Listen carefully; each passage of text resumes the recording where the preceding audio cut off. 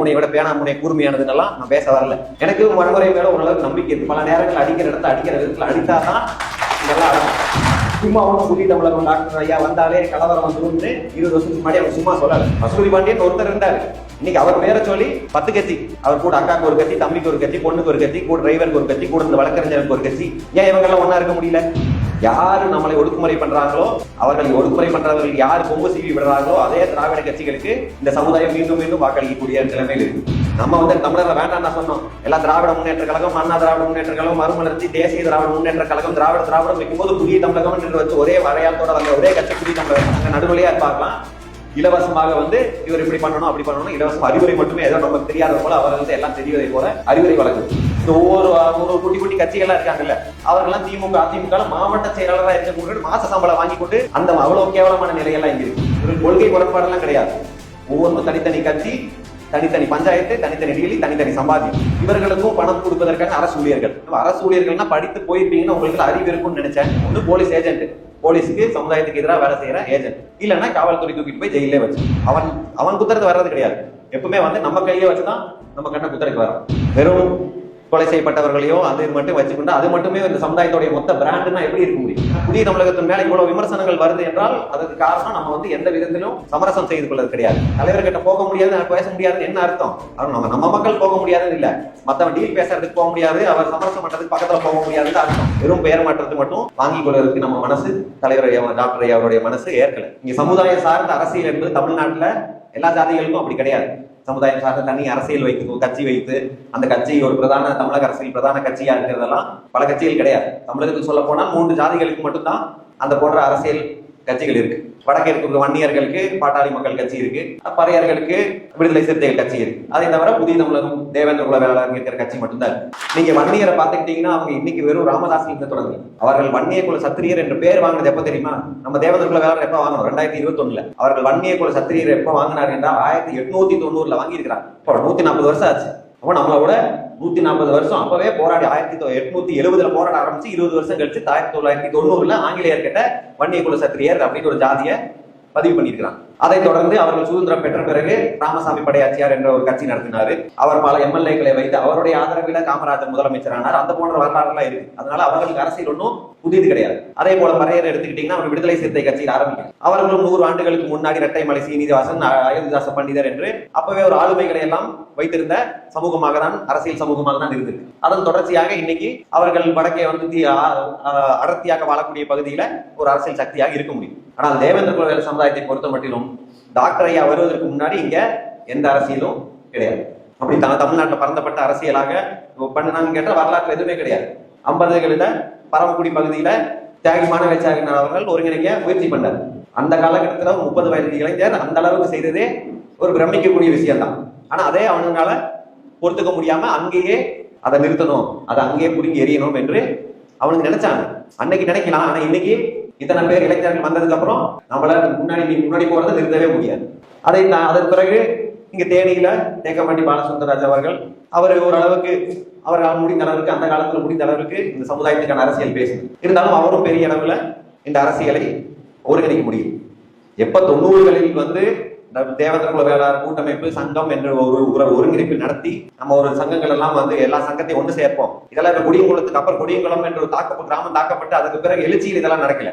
இப்படி எல்லாம் தொடர்ந்து இந்த சமுதாய மக்கள் மீது தாக்குதல் வந்துட்டே இருக்கு அப்படின்னு சொல்லி இதுக்கெல்லாம் முன்னாடி 92லயே இந்த சங்கங்கள் எல்லாம் உருவாக்கி டாக்டர் ஐயா தலைவராக ஆயிட்டார். ஆனா அந்த சங்கத்தின் சார்பாக தான் குடியங்குளத்துக்குள்ள வராரு. அதுக்கப்புறம் தான் அந்த எழுச்சியே வருது. அப்படி என்றால் நமக்கு புதிய தமிழகத்துக்கு என்று அரசியல் பயணிக்கு ஒரு தளம் கிடையாது. இந்த தளம் டாக்டர் ஐயா உருவாக்கிய தளம் தான். ஆனா இன்னைக்கு அன்றைக்கு லட்சக்கணக்கான மக்கள் புதிய தமிழகத்தில் இருந்தாங்க, வாக்களித்தாங்க. நம்ம தமிழகத்துல தென் தமிழகத்துல 10% வாக்கு வாங்கிய கட்சியா புதிய தமிழகம் இருந்தது. எத்தனை சதவீதம்? 10%. 99 தேர்தல்ல நம்ம 6 தொகுதி 7 தொகுதியில போட்டிட்டோம். அந்த 7 தொகுதியில மொத்தம் வாங்கிய வாக்கு ஒரு தொகுதியில 10%க்கு மேல இருந்தது. அது இன்றைய காலப்படத்துல பாத்தீங்கன்னா அது பல லட்சம் வாக்குகள் இருக்கும். அன்றைக்கு அது 7 லட்சம் 8 லட்சம் வாக்குகளை வாங்கியிருக்கு. இன்னைக்கு அது 20 லட்சம் வாக்குகளா இருக்கும். மக்கள் தொகை கூடும் போது நம்ம வாக்குகளும் கூடும். ஆனா அன்று அந்த நிலையில் இருந்தது. இன்று 25 வருடம் கழித்து நம்ம ஒரே தலைமையில கூடணும் என்று மீண்டும் அந்த இடத்துல நிக்கிறோம். அப்போ இதுல பிரச்சனை எங்க இருக்கு? ஏன் இது போன்ற கூட்டங்கள் இன்னும் தேவைப்படுது என்றால் நம்மளே சுய பரிசோதனை செய்து கொள்ள வேண்டும் என்பதற்காக தான் இது போல கூட்டம். அது அடுத்த தலைமுறையான இளைஞர்களை வைத்துதான் நம்ம செய்ய முடியும். அப்போ இந்த மோசமான நிலைமைக்கு இப்படி எல்லாரும் அரசியலா ஒன்றிணைச்சிட்டுமா, அரசியல் கட்டமைப்புக்குள்ள வந்துட்டுமா, இந்த சமுதாயம் அரசியல் கட்டமைப்புக்குள்ள வந்துட்டுமா என்று பார்த்தால் அது இன்னும் கேள்விக்குறியாக தான் இருக்கு. இன்றும் லட்சக்கணக்கான தேவேந்திர குல சமுதாய மக்கள் திராவிட கட்சிகளுக்கு இலவச வாக்காளராக இருக்கிறாங்க. யாரு நம்மளை ஒடுக்குமுறை பண்றாங்களோ, அவர்களை ஒடுக்குமுறை பண்றவர்கள் யார் கொம்பு சீவி விடுறாங்களோ அதே திராவிட கட்சிகளுக்கு இந்த சமுதாயம் மீண்டும் மீண்டும் வாக்களிக்கக்கூடிய நிலைமையில் இருக்கு. சரி, அதுல இருந்து பிரித்து கொண்டு வந்து தான் புதிய தமிழகம் வைக்கிறோம்னு பார்த்தா இப்ப திருப்பி புதுசா தமிழ் தேசியம் அதுக்குள்ள போற இளைஞர்கள் அப்புறம் நம்ம வந்து தமிழர்களா வர்றாங்களா? நம்ம வந்து தமிழர்கள் வேண்டாம்னா சொன்னோம். எல்லாம் திராவிட முன்னேற்ற கழகம், அண்ணா திராவிட முன்னேற்ற கழகம், மறுமலர்ச்சி, தேசிய திராவிட முன்னேற்ற கழகம், திராவிடம் வைக்கும்போது புதிய தமிழகம் என்று வச்சு ஒரே வரையாளத்தோட வந்த ஒரே கட்சி புதிய தமிழகம். அத்தனை கலவரம் நடக்குது 90கள்ல. எல்லாரும் தமிழர்கள் தானே, ஏன்பா போராடுறீங்க, ஏன்பா சண்டை போட்டுக்கிறீங்க, அம்மா எல்லாரும் ஒன்றே இருப்போம்னு சொன்னோம். நம்ம தான் சொன்னோம், வேற யாரும் வந்து சொல்லல. வேற யார் தேவரோ நாடாரோ வந்து நானும் தேவர் தான், நான் தேவர் டாக்டர் கிருஷ்ணசாமி பேசுவதில் நியாயம் இருக்கு என்று ஒருத்தனும் வந்து சொல்லல. அப்போ நம்ம எப்போ அரசியலா இருக்கணுங்கிறது அவன் முடிவு பண்ணி பாக்குறான். இப்ப திராவிட கட்சி மற்ற தேசிய கட்சிகள் இருப்பவர்கள் வேற. ஆனா இந்த ஜாதி என்ற புரிதலோட இருக்கிறான் பாரு, அதோட இருக்கிறவங்களும் புதிய தமிழகமா வந்து வர்றது கிடையாது. அவர்கள் வந்து பெரிய ஞானிகளை போல தங்களை நடுநிலைவாதிகளா காட்டிக்கொள்ளும். அவர்கள் எப்படி என்றால் தங்கள் நடுநிலையா இருப்பார்களாம். இலவசமாக வந்து இவர் இப்படி பண்ணணும் அப்படி பண்ணணும், இலவசம் அறிவுரை மட்டுமே, ஏதோ நமக்கு தெரியாத போல அவர்களுக்கு எல்லாம் தெரிவதை போல அறிவுரை வழங்குது. ஏன் இந்த இப்படி உங்களுக்கு என்று ஒரு கட்சியை தேர்ந்தெடுக்க முடியலையா, இல்ல உங்களுக்கு தெரியலையா, அதற்கான அறிவு இல்லையா? நீ எதுக்கு நடுநிலையா இருக்கிற? ஜாதின்னு வந்துட்டு அவனுக்கு அரசியலை நீ தேர்ந்தெடுத்து தான் ஆகணும். ஏதாவது ஒரு கட்சிக்கு போய் தான் ஆகணும். அதெல்லாம் நான் பல முறை இளைஞர்கிட்ட எல்லாம் பேசும்போது சொல்றது, நம்மளுக்கு எதிராக இந்த சமுதாயத்துக்குள்ளே நம்மளுக்கு எதிராக இருக்கணும்னு கூட விட்டுருங்க. அவன் அந்த கட்சியில் இருக்கிறதுக்கு ஏதோ காரணம் இருக்கும், பஞ்சாயத்து பண்ணுவான், அவன் அது பணம் வரும், அவன் குடும்பத்தை அதனால காப்பாற்றுவான், அவனுக்கு அந்த நிலைமை இருக்கும். ஆனா இந்த எதுக்கு நடுநிலையா இருக்கான்னு தெரியாம முட்டாள்தனமா நடுநிலையா இருந்துகிட்டு புதிய தமிழர் கட்சியை 10-11 ஒரு ஒன்றிய லெவல்ல கூட இல்லாத ஒரு ஆளு தலைவர் கூட ஒப்பிட்டு பேசும்போது அதை அனுமதிக்காதீர்கள் என்று சொல்லியிருக்கிறேன். ஏன்னா அதுதான் நம்மளை பின்னோக்கி இழுத்துட்டு போறது. இப்ப ஏன் இந்த நடுநிலையாளர்களை பத்தி இது பண்ண வேண்டும், பேச வேண்டும் என்றால் அது ஒரு பல பேருக்கு ரொம்ப அட்வான்டேஜாக போயிருக்கு. இங்க வந்து யாரு வேணாலும் தலைவர் ஆகலாம். ஒரு 2 கொலை பண்ணிட்டா ஒரு தலைவர், ஒரு வண்டி வச்சிருந்தா ஒரு தலைவர், ஒரு வழக்கறிஞர் 4 இடத்துல போய் வீடியோ போட்ட தலைவர், இன்ஸ்டாகிராம்ல ரீல் போட்ட தலைவர், எல்லாம் அசிங்கமா இல்லை இந்த சமுதாயத்துக்கு? இந்த தலைவர்கள் எல்லாம் போய் என்ன பண்ணிட முடியும்? என்ன வரவாள் எடுத்து போய் சட்டமன்றத்துக்கு போக முடியுமா? இல்ல இவர்களோட தீர்வு என்ன? இவர்களால ஒரு மேடையில ஒரு கருத்தை 10 நிமிஷம் பேச முடியுமா?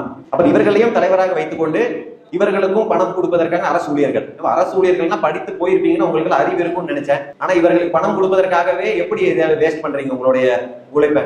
போராடுகிற புதிய தமிழகத்துக்கு யாரும் இது கொடுக்குறீங்க? நம்ம கை காசு போட்டு வர்றோம் போறோம், நம்ம போராடிட்டு இருக்கிறோம். ஆனா ஒண்ணுமே பண்ணாத இவர்களுக்கு வாரி வாரி கொடுப்பதற்கு ஆட்கள் இருக்கு. இவர்கள் வந்து சமுதாயத்தை பாதுகாக்க வந்தவர்கள் என்று தங்களை தாங்களே சொல்லிக் கொள்கிறாங்க. ஆனா அவங்களை பாதுகாக்கிறதுக்கு தான் ஜாதி காசு கொடுத்துட்டு உட்கார வச்சுக்கிட்டு அவங்க திடீர்னு வரும்போது போலீஸ் பிடிச்சி போய் குண்டாஸ் உள்ள வச்சிருந்து அவன் 6 மாசம் வச்சு திருப்பி வர முடியும். ஒண்ணு போலீஸ் பிடிச்சிட்டு போயிடுறாங்க, இல்லாட்டி அவங்க போலீஸ் ஏஜென்டா மாறிடுறாங்க. இதை 2 தவிர இங்க வேற எதுவுமே கிடையாது. அப்ப இவர்கள் யாரை சிறுமைப்படுத்துவதற்கோ யாரை குற்றம் சொல்வதற்கோ பேசுவது கிடையாது. பசுபதி பாண்டியன் ஒருத்தர் இருந்தாரு, இன்னைக்கு அவர் பேரை சொல்லி 10 கட்சி, அவர் கூட அக்காவுக்கு ஒரு கட்சி, தம்பிக்கு ஒரு கட்சி, பொண்ணுக்கு ஒரு கட்சி, கூட டிரைவருக்கு ஒரு கட்சி, கூட இந்த வழக்கறிஞருக்கு ஒரு கட்சி. ஏன் இவங்க எல்லாம் ஒன்னா இருக்க முடியல? இவர்கள் கொள்கை முரண்பாடெல்லாம் கிடையாது. ஒவ்வொன்றும் தனித்தனி கட்சி, தனித்தனி பஞ்சாயத்து, தனித்தனி டீலி, தனித்தனி சம்பாதியம். இதை தாண்டி அவர்களுக்கு ஒண்ணுமே கிடையாது. ஒரு பசுபதி பாண்டியன் தான் இருந்தாரு, அவர் கூட இருக்கிறவங்களால ஒரே கட்சியா பயணிக்க முடியுது இல்ல? இவர்களால் என்ன போராட்டத்தை கையில் எடுக்க முடியும்? இதெல்லாம் இவர்கள் இன்னும் மோசமான நிலைமை என்ன போனா, நாம வந்து தேர்தல்ல ஏதோ ஒரு வலுக்கட்டாயமாக நம்ம ஏதாவது கட்சியில் கூட கூட்டணி வைக்க வேண்டியது. அப்பதான் இவர்களுடைய பத்தியெல்லாம் தெரியும். இந்த ஒவ்வொரு குட்டி குட்டி கட்சிகள்லாம் இருக்காங்கல்ல, அவர்கள்லாம் திமுக அதிமுக மாவட்ட செயலாளராக இருக்கக்கூடிய மாச சம்பளம் வாங்கி கொண்டு அந்த அவ்வளவு கேவலமான நிலையெல்லாம் இங்க இருக்கு. அவர்களை இயக்குவது, மாசம் இவங்களுக்கு பணம் கொடுத்தா அவர்கள் கூட பப்பி மாதிரி போகிறது வர்றது, அவங்க கூட உட்காந்து பேசும்போது இவரெல்லாம் நம்ம கூட தான் இருக்கிறாரு அப்படின்னு இவங்களை பத்தி அவர்கள் சொல்லுவாங்க. அப்ப நம்மளுக்கு எவ்வளவு அசிங்கமா இருக்கும்? ஒரு தலைவர் ஒரு சமுதாயத்தை விடுதலை அடைய வேண்டும் என்று நம்ம முன்னோக்கி போக வேண்டும் என்று கொண்டு போகும்போது சமுதாயத்துக்குள்ளேயே கொஞ்சம் ஒரு பணத்துக்காக போய் அடகு வைத்து விட்டு இந்த கொடியை கொண்டு அவர்களுக்கு என்ன தேவை? தேர்தலுக்கு போகும்போது சிவப்பு பச்சை கொடி எங்கேயோ பறக்கணும், அதுல ஒரு நடுவில் வட்டத்தை போட்டாலோ டிசைனை போட்டாலோ எல்லாம் யாருக்கும் தெரியாது.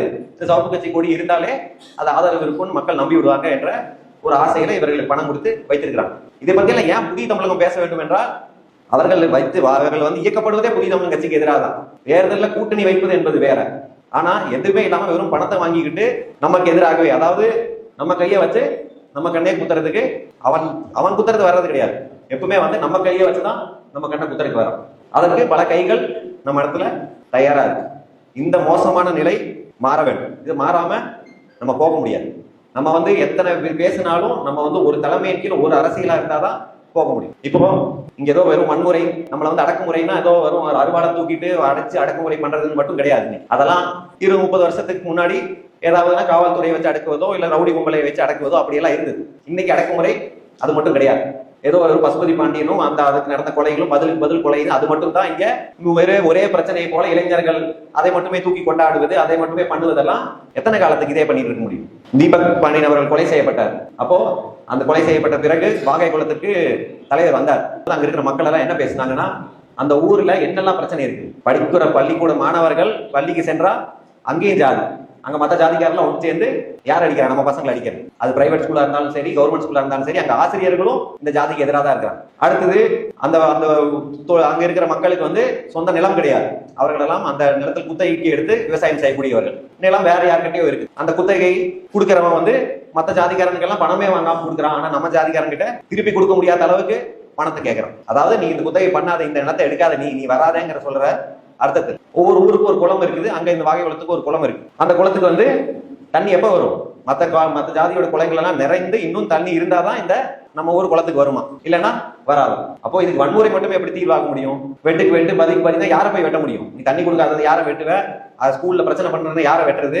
நான் வந்து ஏதோ வன்முறைக்கு எதிரானவன் அப்படி எல்லாம் சொல்லல. இது டைலாக் எல்லாம் பேச வரல. கத்தி முனையோட பேனா முனை கூர்மையானதுன்னெல்லாம் நான் பேச வரல. எனக்கு வன்முறை மேல ஓரளவுக்கு நம்பிக்கை இருக்கு. பல நேரங்கள் அடிக்கிற இடத்த அடிக்கிற விதத்துல அடித்தாதான் இதெல்லாம் அடங்கும். சும்மா ஒன்றும் புதிய தமிழகம் டாக்டர் ஐயா வந்தாலே கலவரம் வந்துரும்னு 20 வருஷத்துக்கு முன்னாடி அவங்க சும்மா சொல்லல. அன்னைக்கு தேவைப்பட்டது அடிச்சோம். ஆனா அது மட்டுமே ஒரே பிரச்சனை கிடையாது. அது மட்டுமே ஒரே தீர்வு கிடையாது. அவன் அவனுக்கு வந்து அது மட்டும் கிடையாது. அவன் வந்து அதை சின்ன ஒரு இதாதான் செஞ்சுட்டு போறான். நம்மளை இதுக்குள்ளேயே சிக்க வைத்து விட்டு அவன் ஒவ்வொரு மாவட்டத்திலையும் ஒரு ஜாதி கண்ட்ரோல் எடுத்து நம்ம பசங்க படிச்சு என்ன பண்ண முடியும்? படின்னு சொல்றோம், படிச்சு வேலைக்கு போறோம். எங்க போறது? ஏதாவது தொழில் செய்ய முடியுமா? திருநெல்வேலிக்குள்ளேயும் தூத்துக்குடிக்குள்ளேயும் விருதுநகருக்குள்ளேயும் என்ன தொழில் செய்ய முடியும்? தூத்துக்குடி மாநகரத்துல ஏதாவது கடை போட முடியுமா? நம்மளால போட முடியாது, விட மாட்டாங்க. திருநெல்வேலிக்குள்ள எந்த தொழில் செய்ய முடியும்? யாரும் செய்ய முடியாத தொழிலை மட்டும்தான் நம்ம சேர்ந்து பொழைச்சுக்கணும். இல்லாட்டி வேற ஏதோ ஊருக்கு போய் நம்ம போய் அங்க போய் வேற ஏதாவது வேலை தான் செஞ்சோம். அப்படிதான் நம்ம இளைஞர்கள் இருக்கிறாங்க. எல்லா ஊர்லயும் ஹோட்டல்ல வேலை செய்வது, மற்ற பள்ளிக்கூடத்துல வேலை செய்வது எல்லாமே வேற ஊருக்கு போக வேண்டிய நிலைமைக்கு இங்க தள்ளப்பட்டு நிக்கிறோம். ஆனா இந்த மண்ணில தான் வந்துட்டு இவங்க எல்லாம் தமிழர்கள் வந்து யார் இதெல்லாம் நம்மளை ஒடுக்குமுறை பண்றது. இந்த ஒடுக்குமுறையுடைய கலர் எல்லாம் மாறிடுச்சு. வெறும் வன்முறை மட்டும் ஒடுக்குமுறை கிடையாது. அவன் பொருளாதார ரீதியை ஒடுக்குமுறை பண்ண பாக்குறான், சமூக ரீதியை ஒடுக்குமுறை பண்ண பாக்குறான். இதெல்லாம் யார் பேசுறது? இதெல்லாம் பேசுவதற்கு எங்க ஆள் கிடையாது. இதெல்லாம் பேசினாதான் அடுத்த தீர்வு காண முடியும். இது தீர்வு என்ன? நம்ம வந்து அரசியலாக அவர்கள் எல்லாம் எப்படி இந்த நிலைக்கு அடைந்தார்கள்? அவங்க எல்லாம் ஒரு 100 வருஷமா இந்த நிலைமையில கிடையாது. அவர்கள் எல்லாம் அரசியலை கைப்பற்றி விட்டுதான் இந்த அந்த நிலைக்கு வந்திருக்கிறாங்க. அப்போ நம்ம அரசியலை நம்ம கைப்பற்றாம நம்மளுடைய ஆதிக்கம் ஒரே போர்ஸா வந்து நிக்காம இதுல இருந்து நம்ம விடுதலை பெறவே முடியாது. நம்ம இதே நிலையில இருக்க வேண்டியது. அன்னைக்கு காட்டுல போய் வேலை செஞ்சோம், இன்னைக்கு அவன் கம்பெனியில போய் எங்கேயாவது வேலை செய்ய வேண்டிய நிலைமை தான் இருக்கு. அதே நேரத்துல வெறும் வன்முறை மட்டுமே இந்த சமுதாயத்துடைய அடையாளமாக இருக்கக்கூடாது. இப்ப முன்னாடி எல்லாம் மற்றவர்கள் ஊர்கள் எல்லாம் போனா, மற்ற சமுதாய ஊருக்குள்ள எல்லாம் போனா அவர்கள் அந்த ஊர் வரவேற்கிறது அப்படின்னு நாடார் சமுதாய காமராஜர் படம் வைத்திருக்கும். முத்தரையர் சமுதாயம் என்றால் அவர் பெரும்பாட்டனார் முத்தரையாருடைய படத்தை வைத்திருப்பார்கள். தேவர் சமுதாயம் என்றால் அவங்க மருது சகோதரர்கள் படத்தையோ இல்ல கூலிதேவர் படத்தையோ வச்சிருப்பாங்க. ஆனா நம்ம சமுதாயம் வெறும் கொலை செய்யப்பட்டவர்களையோ அந்த இது மட்டும் வச்சுக்கிட்டா அது மட்டுமே இந்த சமுதாயத்தோடைய மொத்த பிராண்டுன்னா எப்படி இருக்க முடியும்? முன்பெல்லாம் அப்படி கிடையாது. இப்ப இந்த ஊர் என்றால் தேவேந்திர குல வேளாண் சமுதாயம் அன்புடன் வரவேற்கிறதுன்னு இருக்கும். ஒரு பக்கம் வீரன் சுந்தரலிங்கம் படம் இருக்கும், இன்னொரு பக்கம் தியாகி இமானுவேல் சாயர் படம் இருக்கும், தென் தமிழகம் என்றால் டாக்டர் ஐயாவுடைய படம் இருக்கும், விவசாயம் உழவு சார்ந்த ஏதாவது பசுமையான ஒரு படம் இருக்கும். இப்படிதான் வரவேற்க முடியுமே தவிர நீங்கள் வெறும் வன்முறை அடையாளமா வைத்து அதை மட்டுமே அடையாளமா வைத்து இந்த சமுதாயத்தை வந்து வரவேற்கலான்னு போட்டா எப்படி வருவாங்க யாரு? அது ஒரு பேட் இமேஜ சமுதாயத்தின் மேல மீண்டும் மீண்டும் அது ஊத்துது. இதை ஏன் நம்ம எதிர்க்க வேண்டும் என்றால் இதே ஒரு குளோரிஃபை, இதே நம்ம ஒரு பெரிய புரட்சி மாதிரி காட்டி மீண்டும் பல இளைஞர்கள் இதே வன்முறைக்குள்ள போய் அதை சிக்கி அதுல சீரழிஞ்சு அதுக்கு வழக்கு அது இதுன்னு போய் மாட்டக்கூடாது என்றுதான் நம்ம நினைக்கிறோம். அப்ப இதெல்லாம் புதிய தமிழகம் பேசிதான் ஆகும். அதை பேசாம நம்ம அரசியல முன்னுக்கு வர முடியாது. அந்த இதுல தான் சொல்றோம். நீங்க ஒரு அரசியல் கட்சியாக இதை இந்த சமுதாய பிரச்சனைகள் அறிவியல் சார்ந்து பேசக்கூடிய ஒரு கட்சியாக நம்ம அடையாளப்படுத்தி கொள்ளாமல் ஒரு போர்ஸ்குள்ள வராம நம்ம முடியாது. ஏன்னா புதிய தமிழகத்தின் மேல இவ்வளவு விமர்சனங்கள் வருது என்றால் அதுக்கு காரணம் நம்ம வந்து எந்த விதத்திலும் சமரசம் செய்து கொள்வது கிடையாது. நம்மளை வந்து யாரும் தலைவர்கிட்ட போக முடியாது, பேச முடியாதுன்னு என்ன அர்த்தம்?